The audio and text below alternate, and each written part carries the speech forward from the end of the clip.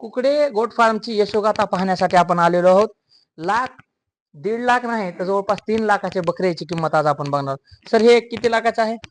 हा आपण एक आमच्या गोल्डी लाईनचा मेल आहे, म्हणजे पिल्लू गोल्डीचा पिल्लू आहे. आपण बाहेरून आणलाय आता 1 लाख रुपयाला 2 महिन्यापूर्वी आणलाय पिल्लू. हे किती आहे वय त्याचं? वय त्याचं आता सध्या 8 महिन्याचं आहे. 8 महिन्याचं 1 लाख रुपयाला. आणि आपण मग सांगितलं की आपल्याकडे जास्त जाती म्हणजे महागाच्या सुद्धा बकऱ्या आहेत. किती पर्यंत आहे? याला 3.5 लाखाची मागणी झाली होती. किती? 3.5 लाख रुपयाची. 3.5 लाख? हा. बैलापेक्षा हो, जास्त? बैल काही नाही, म्हशीपेक्षा जास्त? ह्याच्यामध्ये बिटलच्या बोकडांना 5-5 लाखापर्यंत किंमत आहे. आपण जवळ येऊन बघू शकतात की स्वतः आपण फार्मला येऊन भेट देऊ शकतात आणि माहिती घेऊ शकतात की 3.5 लाख रुपयाची ह्याला मागणी झाली. त्याच्या कानाची लांबी वगैरे किती हे असते? 22-22.5 इंच कानामध्ये 22.5 इंच. विराट नावाचा मेल आहे हा. विराट नावाचा. आणि मागणी ह्यांच्या कानाच्या लांबीनुसार असते का कसं? स्ट्रक्चर त्याची कानाची लांबी, त्याची ब्लड लाईन आहे, त्याच्यानुसार त्याची किंमत राहतात. बरं, किती वर्षाचा आहे सर? आता 3 वर्ष झालं याला. 3 वर्षाचं आहे. ठीक आहे.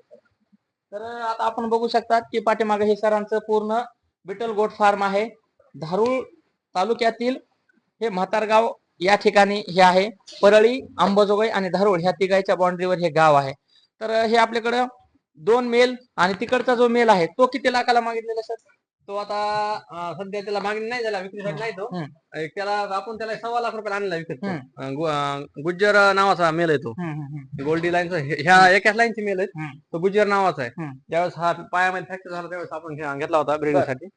तर तो आता भविष्यामध्ये 1-1.5 लाख रुपये त्याची मागणी होईल त्या बोकडाला. हा किती महिन्याचा आहे? हा 3 वर्षाचा आहे. 3 वर्षाचा. हा 8 महिन्याचा. 8 महिन्याचा. आणि तो पण 3 वर्षाचा आहे. 3 वर्षाचा आहे.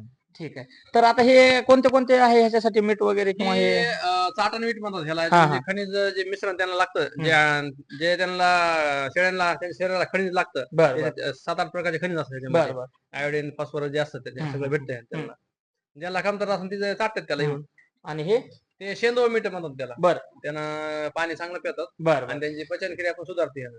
आणि हे बसण्यासाठी आपण प्रत्येक ठिकाणी केलेलं आहे. टेबल केले त्यांना वर. काय शेळ्याला कसं उंचावर बसायला आवडतं, त्यामुळे ते वर त्यांना. तर आता आपल्याकडे आपण बघू शकतात की या ठिकाणी ऑटोमॅटिक पाण्याची सिस्टीम केलेली आहे. तर किती दिवसानं बदलतात आपण हे पाणी? पाणी दिवसातून 2 वेळेस बदलायचं. दिवसातून 2 वेळेस. दिवसातून त्याला बघा,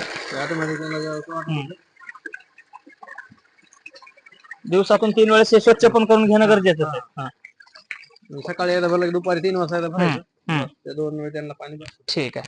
तर थंडीसाठी आपण बघू शकतात या ठिकाणी हे असं थंडी भरपूर पडायली ना, त्यामुळे त्यांना हे ऊनपट लावणं महत्वाचं, कारण थंड हवा आत द्यायला नाही पाहिजे. ठीक आहे. तर या ठिकाणी मॅट पण आणलेले. सर्व मॅट आणणं आवश्यकच आहे का? मॅट कसं असते, मॅटवर त्यांना प्राण्याला बसायला आवडतं, त्यामुळे गरम लागते थोडं बसायला. हे सगळं आपण कसं विटाचं कसं काय केलं? हे फरशी वगैरे नाही किंवा विटाचं? शेळ्यांचं कसं आहे, शेळी हे जात उकरून बसते, त्यांना सवय असते की मुरमा उकरते ती. खड्डे करू नये म्हणून ती आपण वीट लावलेली. त्यावर खड्डा करता येत नाही त्यांना. आणि दुसरी गोष्ट, लघवी झिरपते त्याच्यामध्ये, पडलेली लगेच झिरपते. बरं. गच्चीपेक्षा हे भारी आहे का? गच्चीमध्ये लगवी झिरत नाही ना, ओलावा राहते त्याच्यामध्ये, लगेच कोरडी पडते ती. बघा, या ठिकाणी नवीन स्ट्रक्चर आहे की विटापासून त्याने ते लगवी केलेली खाली जिरावी यासाठी. कुठं लगवी असे ओपन दिसणार बघा, एवढ्या गोट्यामध्ये उघडी लगवी कुठं दिसणार नाही. लगेच ते लगवी पडले की जिरते. बिटलची खासियत म्हणजे ते कानाची लांबी, त्या चेहऱ्याची स्ट्रक्चर याच्यामुळेच आहे. त्याचा रोमन नोज, त्याचा शिंगाचं ठेवण, त्यांचा उंच माथा, कानाची लांबी, त्याचं बॉडी स्ट्रक्चर, सगळ्या ह्या गोष्टी बिटल येतात. आणि ही सगळे मिळतात ते पंजाबलाच मिळतात. ही म्हणजे मूळ बिटल जे आहे ती पंजाब मधली.